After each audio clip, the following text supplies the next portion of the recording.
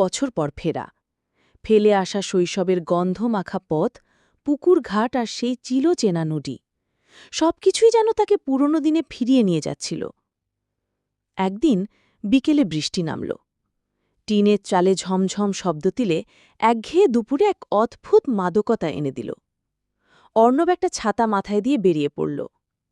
উদ্দেশ্যহীনভাবে হাঁটতে হাঁটতে সে নদীর ধারের সেই পুরনো কৃষ্ণচূড়া গাছটার নিচে এসে দাঁড়াল। হঠাৎ তার চোখ আটকে গেল। ছাতা মাথায় দিয়ে নদীর দিকে তাকিয়ে আছে একটি মেয়ে। ভেজা হাওয়ায় তার চুল উঠছে।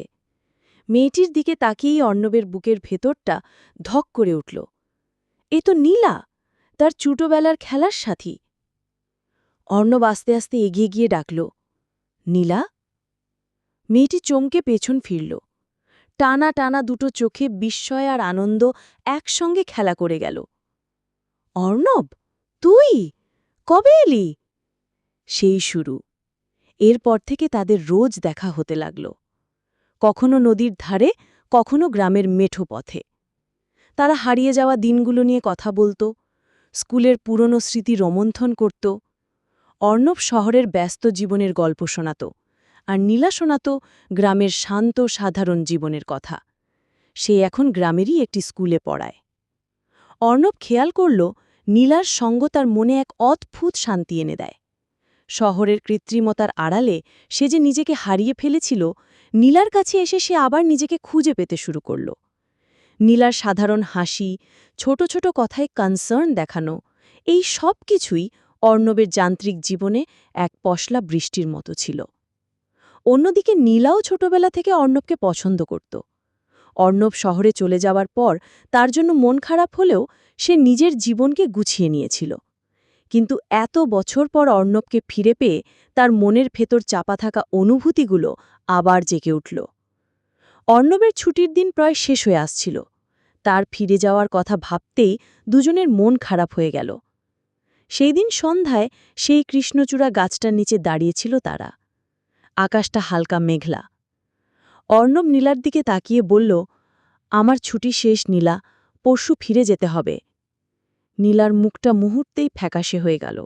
সে অন্যদিকে তাকিয়ে শুধু বলল, ওহ। অর্ণব আর নিজেকে সামলাতে পারল না। সে নীলার হাত ধরে বলল, আমি যেতে চাই না নীলা। এই কদিনে আমি বুঝেছি আমি আসলে কি চাই। শহরের ওই ব্যস্ততা, ওই টাকার পেছনে ছোটা, ওখানে কোনো শান্তি নেই। শান্তি আছে তোমার ওই চোখে, তোমার হাসিতে, এই গ্রামের মাটিতে।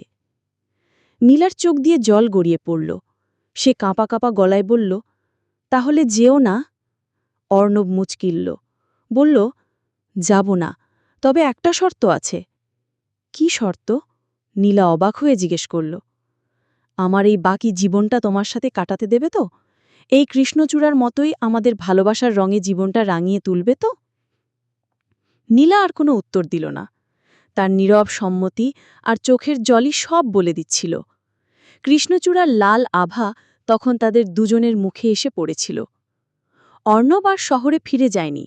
সে গ্রামের পোস্ট অফিসে একটা চাকরি নিল আর নীলার সাথে মিলে একটা ছোট পাঠাগার খুলল গ্রামের বাচ্চাদের জন্য। তাদের ভালোবাসা ছিল ঝুম বৃষ্টির মতো শান্ত, নদীর স্রোতের মতো গভীর আর কৃষ্ণচূড়ার রঙের মতো উজ্জ্বল। দুটো মন এক হয়ে এক নতুন জীবনের গল্প লেখা শুরু করল, যেখানে কোনো কোলাহল নেই, আছে শুধু অফুরান্ত ভালোবাসা আর শান্তি।